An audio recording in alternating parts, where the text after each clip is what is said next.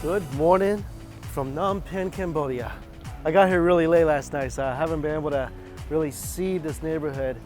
This is my hotel I'm staying at, the White Mansion. It's a nice place. Really big rooms, pretty clean.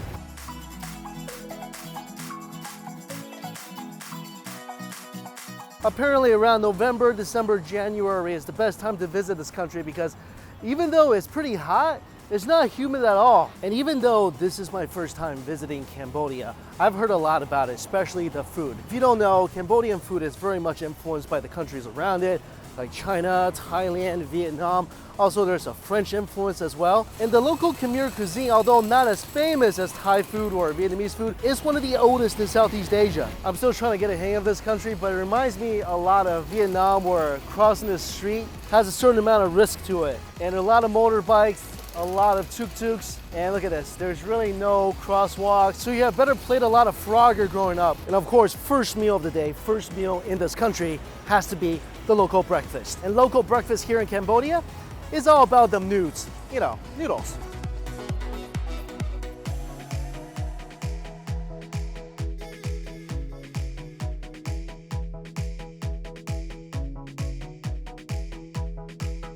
I'm at 126 restaurant. This is a really popular local breakfast place. A couple of the most popular breakfast items here are number one, the Khmer noodles, which is a local rice noodle dish. And then it's the pork over rice. So you get a little soupy noodle, you get a little meat and rice. That sounds like a complete breakfast, so I got both.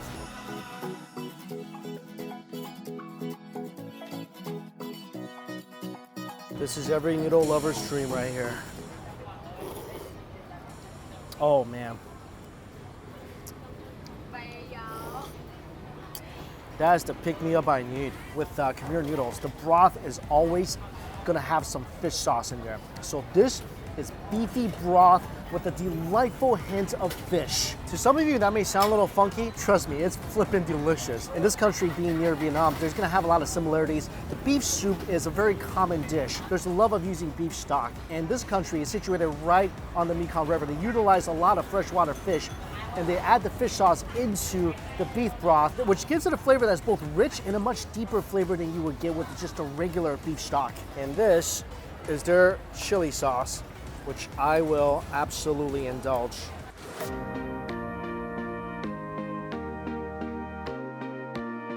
There's also bits of vinegar and chilies. And because the broth is so beefy and so deep, adding a little acid is absolutely gonna highlight those flavors. Oh, I cannot wait to try this. Oh. If that's not gonna make you fall in love with these noodles, I don't know what will. I love it when my first meal in a new country makes a statement. And this thing, just dropped the mic and walked away.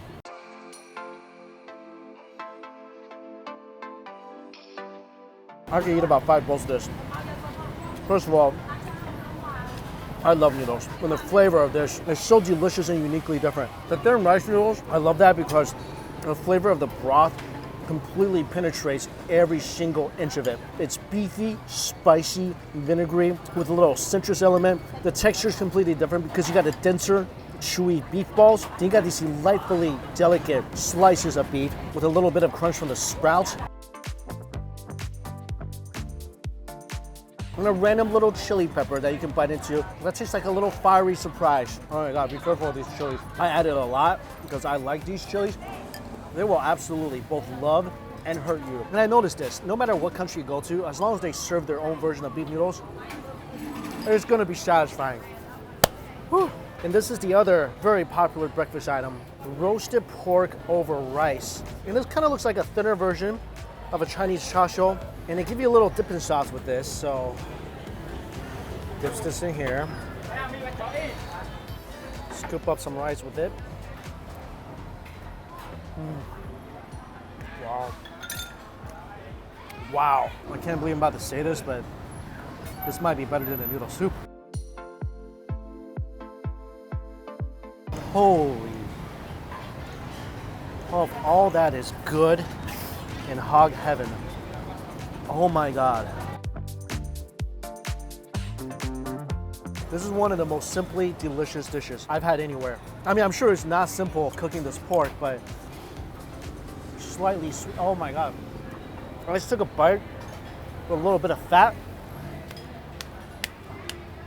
And so much flavor is being released every time your teeth chomp down on it. I'd like to give some praise to the rice too. Perfectly cooked rice with a little bit of scallions. I think they put maybe a little beef broth on the rice, or maybe a little chicken broth or pork broth, something that's making it so yummy all on its own. And it just matches up perfect with the roast pork. Oh man, especially dipping that pork in a little bit of chili fish sauce. Put that with a forkful of rice in your mouth. Then it's just like nighttime at Disney. Fireworks. I kind of wish I wasn't so hasty. This would have been great if I had some noodle soup left over and I could just kind of switch off in between these bites. So a little bite of rice, a little bite of soup. I think that would have made this whole thing even better. You know what? Honestly, I don't feel like I have my noodle filled yet. So in the words of the pop icon of the early 2000s, Britney Spears, baby, hit me one more time. Ah, second bowl of fresh noodles.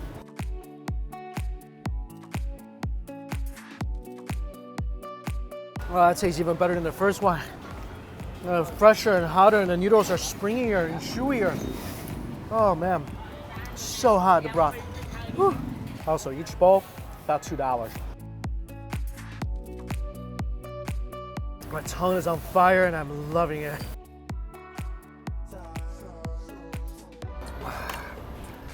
Now I'm good.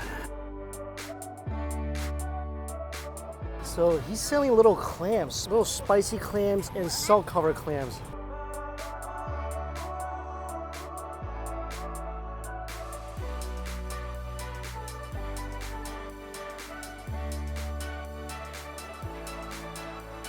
I guess you crack it open like a sunflower seed. My teeth is not strong enough for this. Oh, how do you do it? Show me. Oh, wow. Okay, so he's just like using his front teeth to jam it open.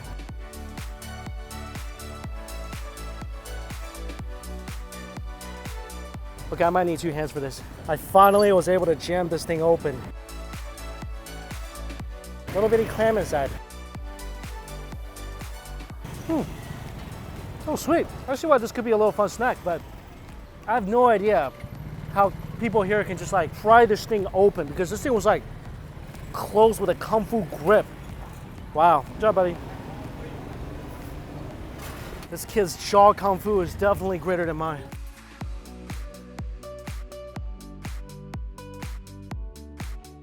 So rice and fish are a couple of ingredients that's very widely served here in Cambodia because of its geographical location in the Mekong River, and probably the national dish of Cambodia is the amak, and typically the fish amak, which is a fish curry that's usually steamed in a banana leaf, and it has a bunch of spices and herbs inside. But this restaurant I'm at, they fried there, so I mean, I don't know what this is supposed to taste like, so I'll let you know if this is good.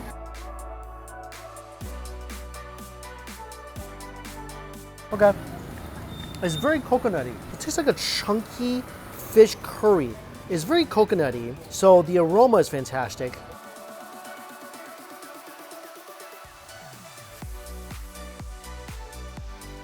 Super chunky pieces of fish, and there's egg in here too, so they put a little egg scramble in this thing as well. The fish is flaky. I wouldn't say is the most tender fish I've ever had.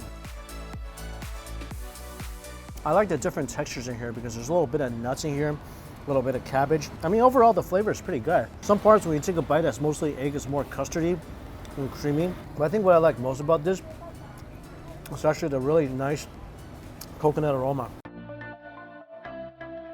I am really interested in trying out the steamed version of this dough. I think if it was steamed in a banana leaf, this dish would be even more aromatic. This thing got better as I got to the bottom of it. I feel like a lot of the flavor, including little pieces of garlic, kind of all sunk into the bottom. The bottom is where you can get the full flavor profile of the egg, the fish, the lemongrass, the chilies. That's all residing down here. It's almost like Thai, Indian, Cambodian flavors all in one. It's definitely one of those dishes that you need to kind of like Eat it slowly. Really taste and examine every single bite because there's so much difference in flavor and texture. And there's so many different ingredients, herbs, spices in here that really makes this completely stand out. And that's what I feel makes it uniquely Cambodian. And I really want to try the steamed version because I want to have it in a banana leaf. I want that flavor to infuse the fish as well. So this is my first time eating this dish. Won't be my last. I have a huge dinner tonight, so gonna go back to the hotel, and I don't want to walk back, so tuk-tuk.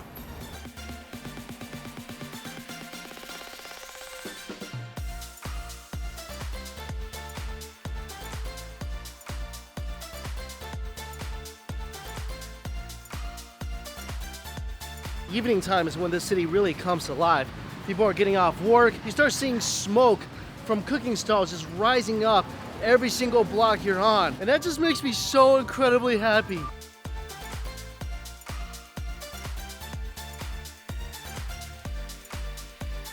This is Wanada. He's gonna be my food guy. He's gonna show me around. You hungry? A little bit. A little bit? Only a little bit? Yeah, oh no, quite a bit actually. Okay. Yeah. All right, we're gonna eat a lot tonight. I think so. All right, unfortunately, we missed bug season. So as much as I would love to have a tarantula and also apparently like a melty, creamy tarantula, but it's just not gonna happen.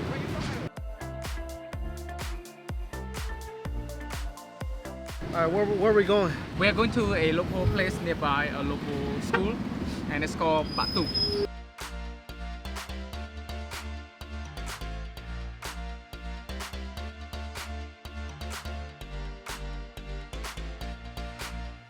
Right now in the Bak Puk area of the city, and this area is called that because the school is named Bak Puk, and this is truly a very local part of town. If you just drive around, especially in the evenings, a lot of food vendors setting up. There's just food everywhere around here. This is not the typical like central market or the Russian market that the tourists usually go to. This is a local gem right here.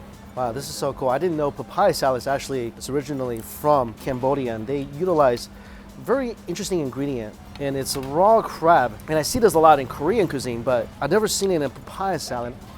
And then, by the way, you don't eat the crab technically, right? You don't eat it? You just chew for the flavor, but you don't eat the meat. Very interesting. Okay. Oh. Wow, that's flavored very strongly. Yeah. It's very salty and very spicy. That crab is more seasoned than the salad is.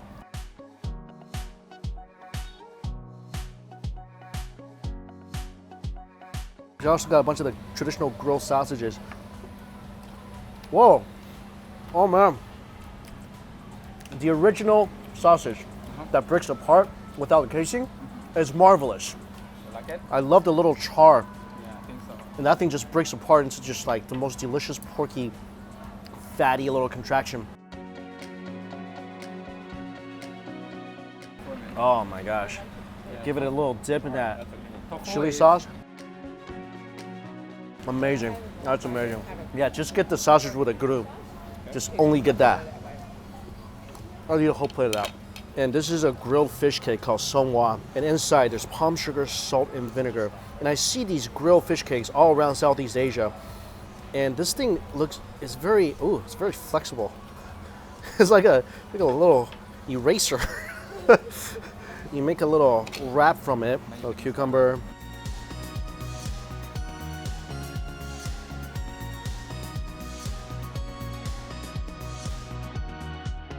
Oh, it's got a great mouthfeel to it. It's got that squeaky texture to it. It tastes very vinegary, way vinegary than probably any of the other fish cakes I've ever had. I think that one, you don't taste much of the fish flavor. It's really just about the texture.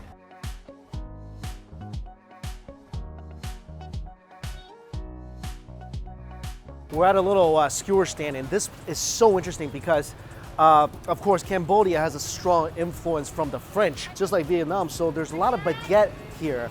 But the thing is, they can't grow wheat, so flour isn't as readily available. So they make their baguette with rice flour and cassava, which is so bloody interesting. And right now we're about to feast on skewers from the spine of a cow, which is the best part, where all the meat is touching the bone, where all that great flavor is. That's gonna go on a rice flour and cassava baguette. Oh, can't wait to taste this.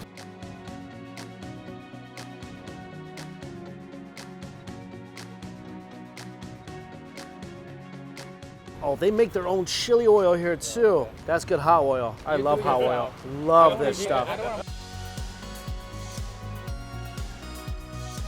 This beef skewer baguette sandwich comes on a little banana leaf and is so incredibly crispy outside.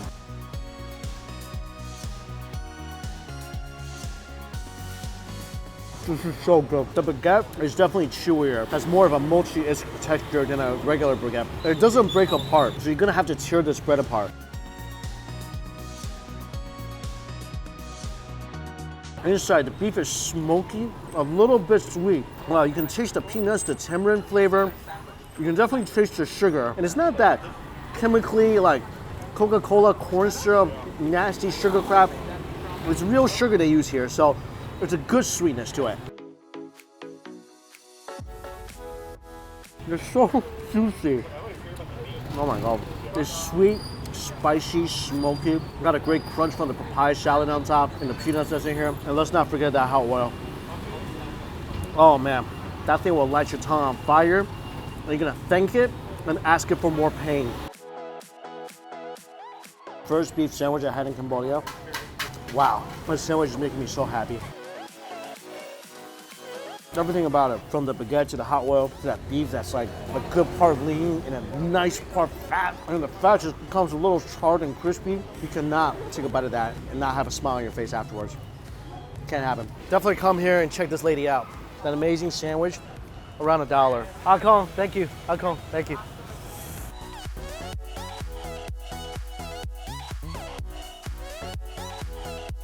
Right now we're in Samaki Market, and you can see it's still really vibrant. People selling fruits, produce, cookware, clothing. Just try not to get killed by a motorbike. It could happen. Ooh. Of course, this country relies a lot on the Mekong River, so you get a lot of freshwater fish, shellfish, crab, and she's right now picking out the live crab from the dead ones. The live crab she's gonna take and they're gonna sell it as is, and the dead one, it's gonna get fermented. It's gonna go to things like the papaya salad we just had. Oh wow, this little food stall is selling pizza. Look at this, Mom's Original Pizza. I mean, I don't really want a pizza, but I just never seen like a pizza food stall in an Asian night market before, ever.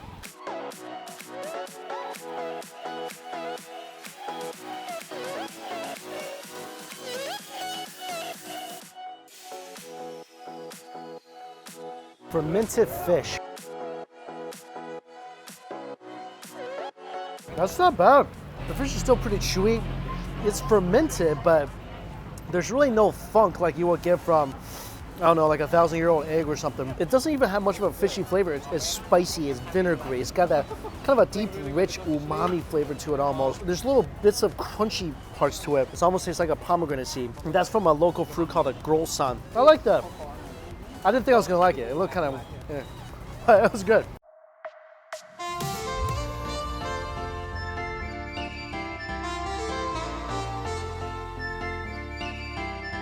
You got all different parts of the chicken here too. Of course, the frog.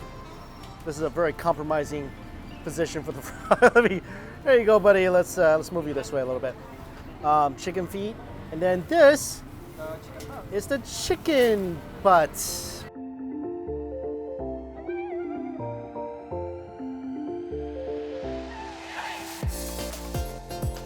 There's the chicken butt.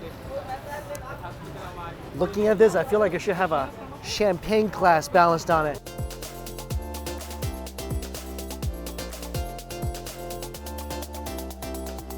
If you've never had a chicken butt before, I personally feel like it's one of the most juicy, flavorful parts of the chicken. There's so much fat. That's why it's got so much great flavor. That piece is so nice.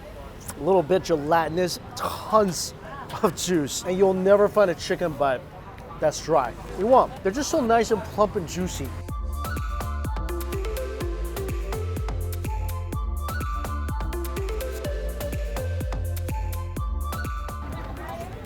Oh wow, that is a juicy tilapia. Just like the plapia you eat in Thailand.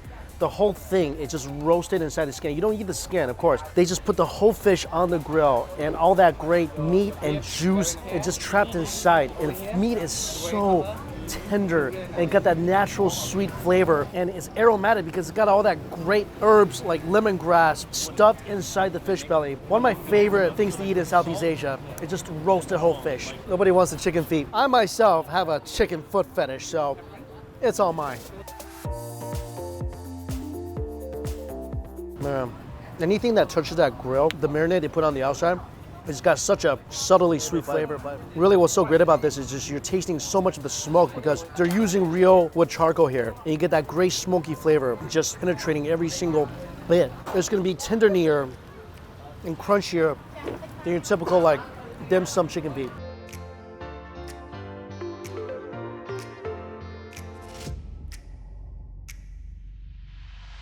Oh my God. Just with the tamarind sauce, out of this world. Wow, spicy, vinegary. Yeah. Oh, this is so good.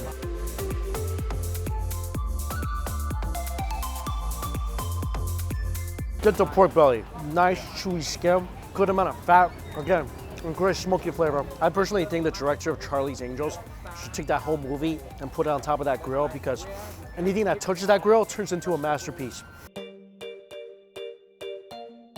So it's a whole roasted cow outside, and they roast it with red ants because they use that as a tenderizer for the cow because there's certain types of acid inside the ants that when you cook it with the cow, it releases and tenderizes the meat. So this is what the ant looks like. And I never had a cow roasted like this before, like just the entire cow being roasted on a pit. And then there's also ant eggs in here as well. So the little white things are little ant eggs. So this is literally beef with ant larvae. There's so much flavor in that. Really nice, huge, beefy flavor. But what makes this dish really amazing is all the other ingredients in here. You taste the sweetness of the palm sugar. You get the great flavor of the basil and the chilies. I mean, I don't know what the ants actually taste like on their own, but the meat is definitely tender. When you eat all this together, it's definitely a great harmonious blend of sweet, spicy, citrusy. You taste the tamarind, the crunch of the vegetables that's added. I feel like definitely needs some rice or a side of noodles or something because this sauce should not go to waste. I mean, it should definitely be soaked up by something. But overall, when it's paired up with all the other sauces and ingredients, this turns into an absolutely mind-blowing dish. Cambodia popcorn. I wish movie theaters would actually sell that. It's got like a double crunch to it. You got a pop of the kernel. There's dry shrimp in there too. Again, palm sugar. I'm beginning to notice a trend in ingredients used in dishes in this country. It's always palm sugar, which is great because real palm sugar is absolutely delicious. Last thing we're eating, dessert.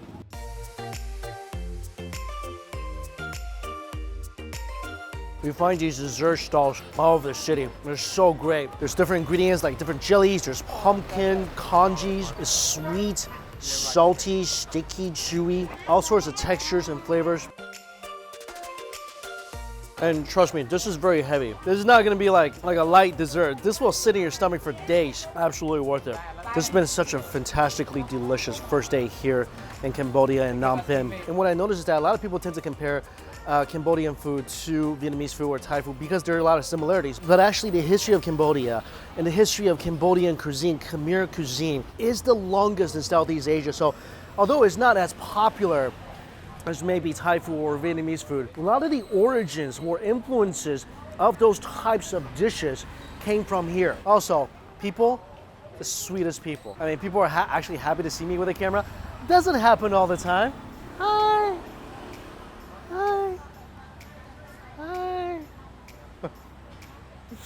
See what I mean? But everything has been so amazingly delicious, from my first bite of noodles to my last bite of sticky rice tonight. Sad I only have 2 more days here. And a big shout out to my buddy Winner for showing me around. Thanks so much, man. All right, guys, all the places I went to is listed down below. Thank you so much for watching. Till we eat again. See you later.